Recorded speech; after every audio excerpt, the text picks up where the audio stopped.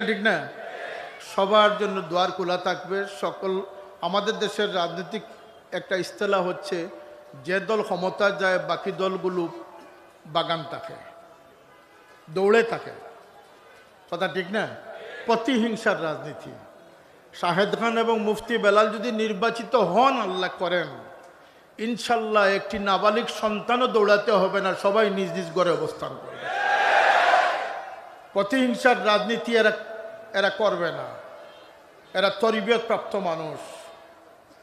এরা শুধু আকীদার ক্ষেত্রে আহলে সুন্নাতের মানুষ নয়, এরা আমলিয়তের ক্ষেত্রে সিলসিলার একজন দায়িত্বশীল মানুষ হিসেবে তারা পরিগণিত হয়েছে। সুতরাং তাদেরকে সাহায্যের জন্য আমি উদাত্ত আহ্বান জানাচ্ছি।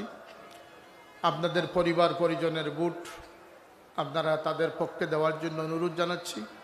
ইনশাল্লাহ 12 তারিখ পরে আমরা কুলাউড়ায় বিজয় ইনশাআল্লাহ। আল্লাহ আমাদেরকে কামিয়াবি নসিব করুন।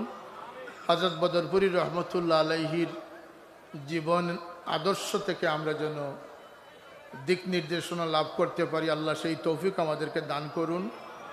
যিনি একজন মহান মুর্শিদ ছিলেন, যিনি আল্লাহ রসুল প্রেমে এত বেশি মগ্ন ছিলেন, হযরত সাহেব